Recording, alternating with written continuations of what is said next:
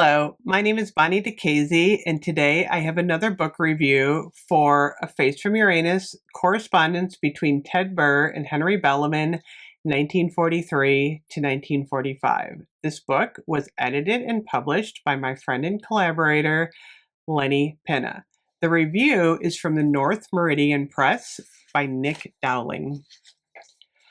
A Face from Uranus collects the correspondence between Ted Burr and Henry Bellarmine from 1943 until 1945.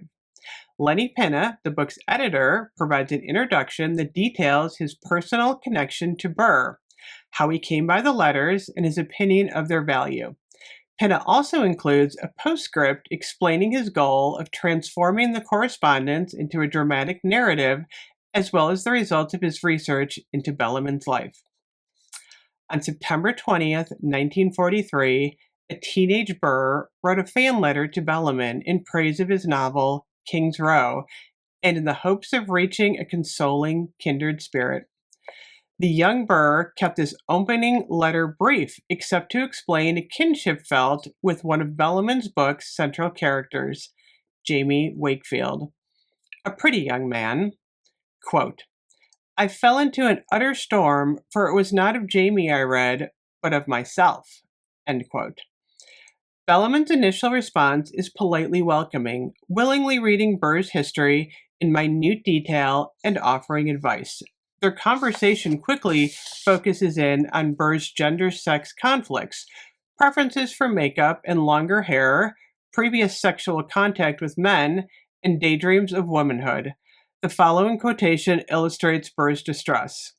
Quote, I want to lie down and close my eyes. I am not Ted Burr. I am a beautiful woman, desired, loved, and cherished. End quote. Bellarmine's responses demonstrate an attempt at mentorship. Quote, I am told that such utterly repellent people as Goering and Hitler and many of that horrible gang are sexual perverts. Do you wish to be of that terrible company? End quote.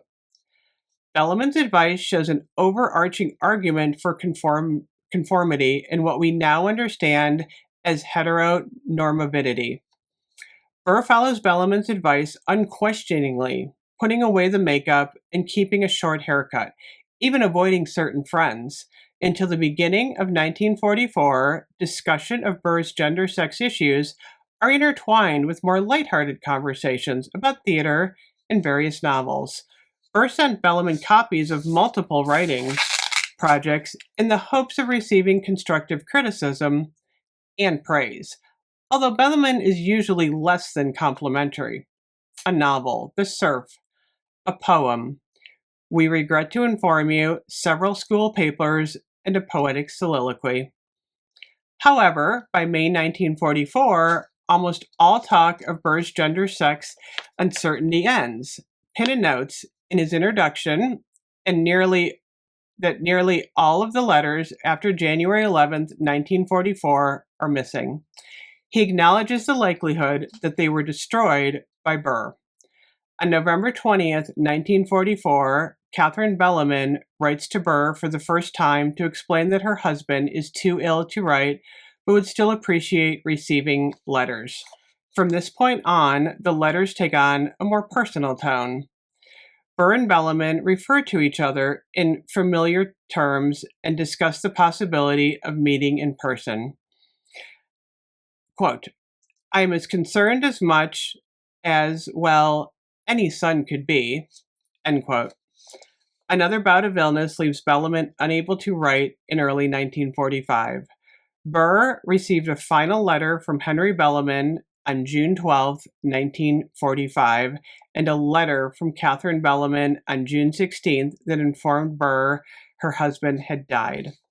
While the introduction contextualizes Pinna's relationship with Ted Burr and the letters themselves, the postscript utilizes his research into Henry Bellarmine's life to reveal the lies told to Burr. Pinna details the ways Bellarmine's educational background was misrepresented to gain teaching positions and allay the discomfort of being younger than Catherine. But the most important discovery was Bellarmine's relationship with Albert Berghauser, a childhood friend and the inspiration for Jamie Wakefield. Bellarmine tells Burr in multiple letters that the real-life Jamie was unsuccessful and that his life ended poorly. But Berghauser was a professor of French and German at Furman University. Furthermore, Berghauser lived with the newlywed Bellarmines for 5 years, including a sabbatical in Europe alone with Henry Bellarmine before Catherine made him leave. Pinna ends the postscript by empathizing with Henry Bellarmine despite his lies and manipulation. These letters are certainly valuable as queer, personal histories.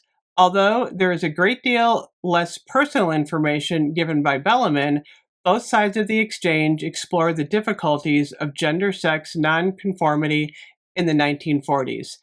Internalized homophobia, misogyny, and classism mix with hero worship and impressionable youth to mold the person that Burr became. While I am cautious against attributing contemporary labels to people of the past, Burr's story feels particularly similar to my own experience as a transgender person. Readers who would benefit most from examining A Face from Uranus are transgender youth looking for echoes of their own experiences through history. A Face from Uranus is Pinna's labor of love.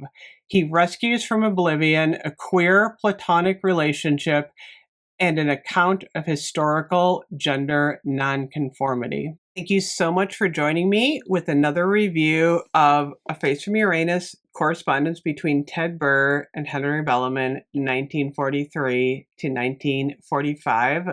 We will see you again next time. Thank you.